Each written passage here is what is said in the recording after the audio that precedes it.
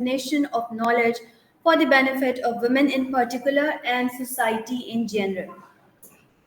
Here, women are trained to become mainstream citizens with confidence about their position and status in society. And this session is one more step towards the pinnacle of advanced learning. The Department of English at Fatima Jinnah Women University has always set great standards in academic teaching and research. And this online panel discussion session is yet another attempt to uplift the cultural and academic legacy of Fatima Jinnah Women University. The main objective of arranging this session is to provide an opportunity to students to understand various forms of writing and to engage directly with speakers who have made their names in the literary world. The theme for the FLF 2023 is Literature Fiesta, celebrating the gravitas of literature in contemporary times. This session has been specifically designed to celebrate the significance of literature in contemporary times and its impact on society, to provide a platform for emerging and established authors to connect with their readers, and to inspire creativity and critical thinking among the attendees. All right, the current session is chaired by Ms. Yasmin Akhtar. She is lecturer in Department of English and holds an extensive research experience. Her area of specialization is linguistics.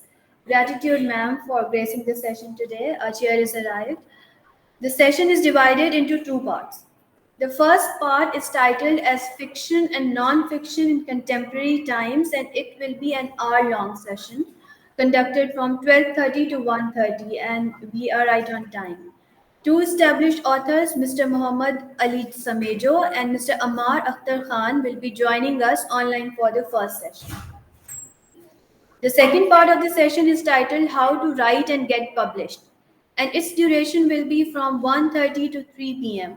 The online speakers joining us for that session will be the emergent authors, namely Ms. Sumaya Hafiz, Ms. Abida Yunus, and Ms. Alia Wagaz. Before the commencement of the first session, let me take the opportunity to formally introduce our participants. Our first participant is Mr. Ammar Akhtar Khan. He completed his electronic engineering degree in 2014 from Hamdard University and his MBA in 2023 from Iqra University. He has worked as a copywriter, senior instructor, and head of R&D at Jinnah Polytechnic College. Currently, he is running his startups aisoftwaredevelopers.co.uk and academicswriter.com.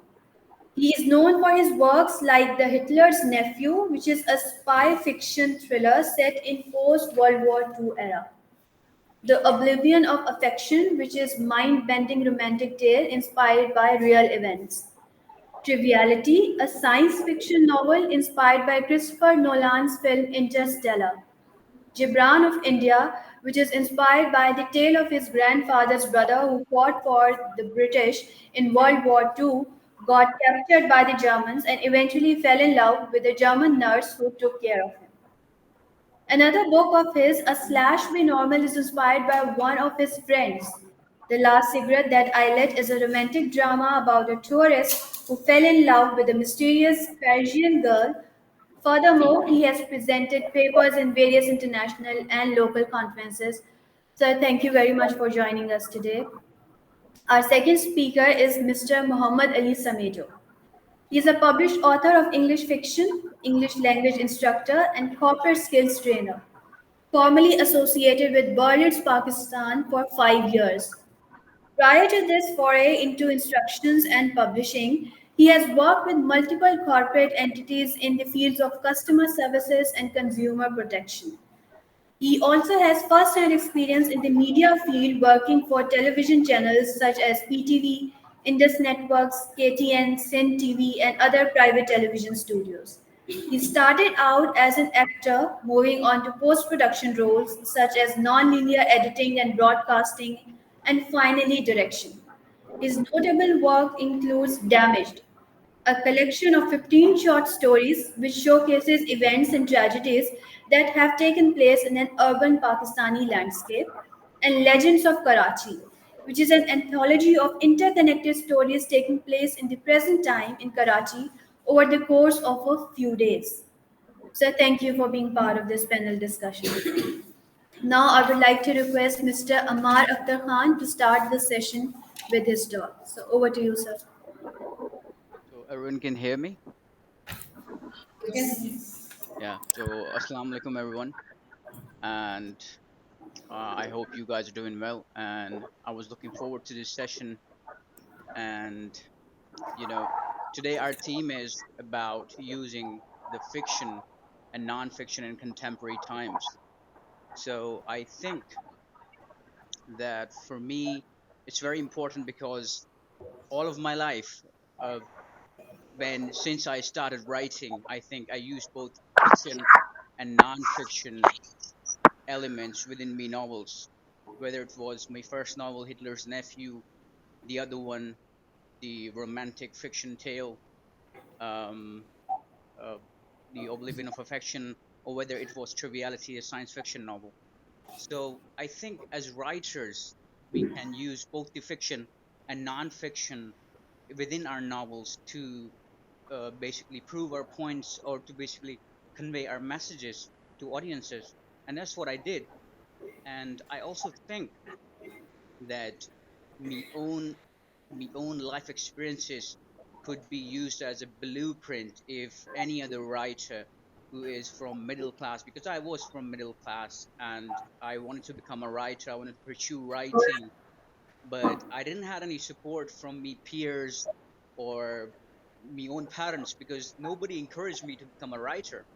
And that's what we face as a very big challenge if we want to become an inspiring writer, especially in contemporary times, especially in Pakistan. And as of now, I have been to 18 countries. I have had a lot of life experiences that probably people in my age do not have, so I can talk about all different diversified topics.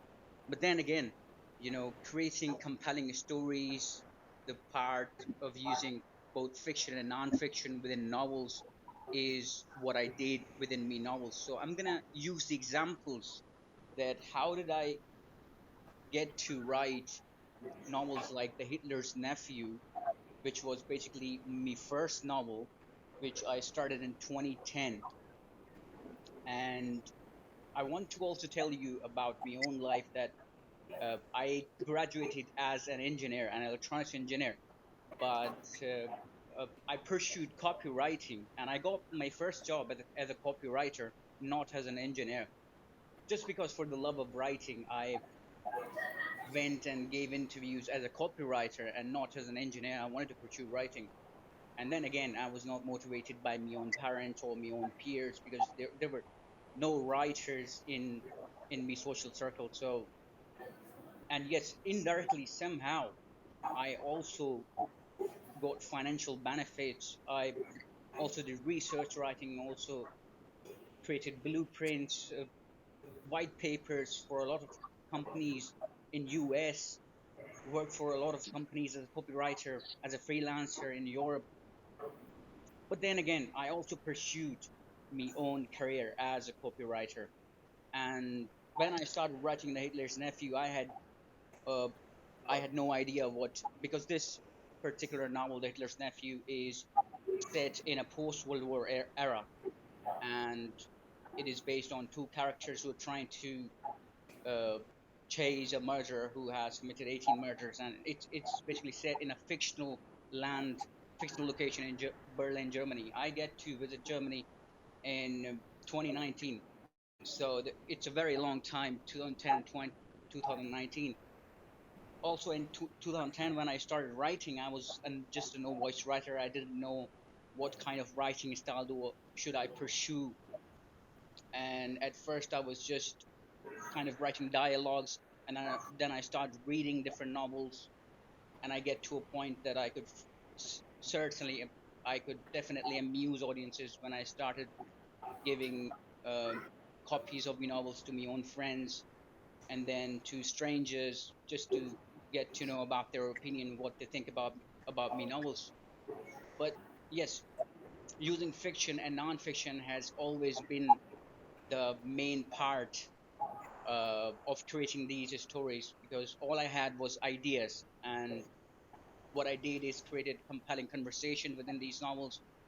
And yeah, so one of the two main characters were I wrote lines for one of the two main characters within Hitler's nephew, and some of these conversations were taken from the conversation of me and my own friend, who now lives in Germany. So yeah, crazy things happened in my life, in my career as a writer, because whenever I wrote about a certain location, I also get to visit it in reality afterwards.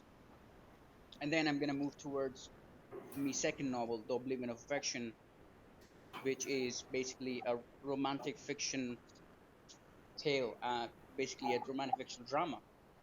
So this is inspired by The Fault in Our Stars, the writings of John Green. And I watched the movie also. I also read his novel, and I realized he had used some sort of elements that I probably also had experienced in my own life. So in 2010, I used to talk to a girl from Hungary, and we exchanged a few letters. And I thought probably I also had an element, and that element was the constellation of three stars called Orion's Belt.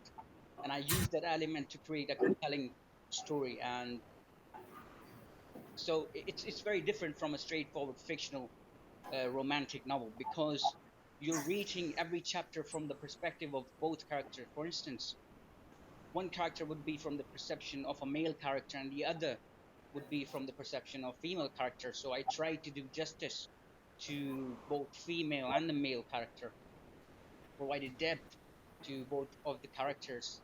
And again, you will be shocked to learn about the end, what happened at the end, because I don't try to create linear stories. Because if you don't get amused at the end, if you don't get a shocker at the end of the novel, then again, you would not like the novel. So my story is a bit of non-linear, and yeah, a bit of a roller coaster kind of a thing that I basically pursue. I'm writing, but I also explore the characters in very depth. Like I like monotonous discussion between the characters, or when they explain anything, when they experience any phenomena, they try and talk in a monotonous way to their audiences. That's what I like to do in my novels and for my characters within the novels. And yeah, I also provided a part of the letter so that the audience could relate to it at the end of the novel, so the audience could relate to it, that what they're reading is not just a fictional thing. It's some sort of these things that also happen in reality. So yeah, so I used both fiction and non-fiction elements within me writings, and I think that's a very compelling way to convey our messages. And then my third novel, and these are the novels that I've physically published. I've written a lot of other novels also, um, and I've participated in different international competitions. So I write stories, but then I just publish them on Amazon. So the third novel, Triviality, is basically again a different genre. I wrote a fictional history, Hitler's Nephew, romantic fictional tale, Double Even Affection, and then Triviality is a science fiction novel. So I got inspired by the movies of Christopher Nolan. He did incredible movies, and he write his movies with his own brother. So I watched his movies like Memento, Inception. So Interstellar was a science fiction. I was inspired by it because I'm an engineer, I understand technology, but again, the science fiction is very important for us in contemporary times, because I think as writers, what we can do is basically create the narrative. Because what is science fiction today could be, or it could become a reality after 100 years or 150 years. If anyone have watched the series called Dark, which is a German series on Netflix, and there is a particular part in that series where a person from the future takes a cell phone in the past, time travels in the past and takes a cell phone. So in the past, people sees it and calls when they experience the cell phone ringing, and they just call it as magic. So something which we call as fiction today, any particular phenomenon could become a reality in the future. So I think as writers, we shouldn't block our imagination, shouldn't block our manifestation, but we should write what we want to write, whether it's fiction or it's non-fiction. And yeah, so triviality, I want to tell you why I wanted to pursue it, why I wanted to write triviality. Triviality is basically a word, a fictional word that I created, which is basically when you restore gravity. So as a science fiction writer, first of all, when you're trying to write a novel, you have to create a problem. So I had to create a problem in a fictional world, and I thought, okay, let's create a problem, and it could be Earth losing the gravity, and what are we going to fix it? So let's create a fictional time equation. So yes, I'm going to give you a little bit of background that how did I started thinking about this novel. So my final year project, I thought about my final year project because I had a dream that I was being stranded in a desert, and I didn't have any timepiece on me. I didn't know what time it was, whether it was sunrise or whether it was sun setting. So I asked my teacher that I wanted to create a project that is somehow related to time or synchronized clocks. So he told me probably you could pursue Zigbee-based synchronized clocks. That is basically creating a mother clock, which is going to be transferring time to different slave clocks. So I said, okay, we can do that. Then I get to know about atomic clocks, and we get our different time zones. We synchronize our different time zones within the world through atomic clocks. So I thought, okay, let's create a fictional story about some sort of device that is that is linked with time in a fictional world. And if somehow we are unable to synchronize our time, our gravity would be lost. So the characters, the main protagonist is basically a university teacher and his student. Somehow it's also inspired by the concept of aliens. And yes, again, I have created a story. You're going to be reading a linear one, but it's going to turn out to be a non-linear one because portray I try and tell my readers that this is going to be solution, but at the end, the solution of the problem of Earth losing the gravity at the end would be uh, completely or entirely different. So again, it's going to be a shocker. So yeah, that's basically my way of creating different compelling stories and combining the fiction and non-fiction. And I also want to tell you about other stories that are not currently present in the physical form, but uh, so I also sent one of me stories. I also write one of me stories called Gibran of India, and I sent it for the BBC radio playwriting competition in 2020, but the competition was cancelled because of pandemic. And basically, if you win that competition, you get to visit UK, and they would hire BBC would hire certain characters, and they would play your own drama for the radio audiences. So it was again a challenge for me to write a particular play for the radio audiences. So again, the drama was inspired. Was again it included fictional and non-fictional element. It was partly the protagonist in that drama was partly inspired by Jinnah's character because Jinnah studied at Lincoln Inn. He was a lawyer at Lincoln Inn, and yes, it was also partly inspired by my grandfather's brother, who was in Indian Army, and he got recruited into British Army and get to fight the World War II for the Brits, and he got captured by Germans. It's a real story. I also have the picture, um, and I saw that picture and got inspired from it because he had this picture with the German nurse who was taking care of it because he lost a part of his jaw while fighting for the Brits against Germans in World War II. So again, he fell in love with that German nurse and went to US. So that's a long story. But yes, I got partly inspired by his character, and also want to use a part of Jinnah's life, and that's how I created the protagonist name Gibran. And yes, we don't see any fictional stories on Jinnah. So again, I created kind of a fictional history. And at some part of the time within the story, Jinnah also play chess because he also used to watch uh, Shakespeare back in those days, and he was very fond of Shakespeare, and he also liked to play chess. So he, at some time, had to play chess. He was basically forced to play chess to save the life of his loved one. But he was playing against Hitler, and Hitler back then, in my story, was just a messenger of Bavarian army. So yeah, I use all of these fiction and non-fiction elements within my stories regularly, and I think it helps me to create a web of intricate, complex stories.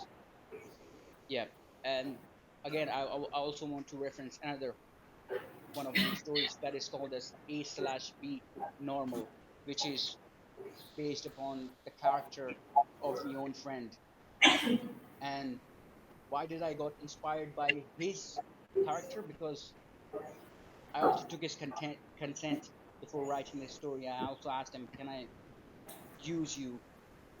Basically, can I use your lifetime experiences that you had in your life?" Because he had a physical disability that I don't see.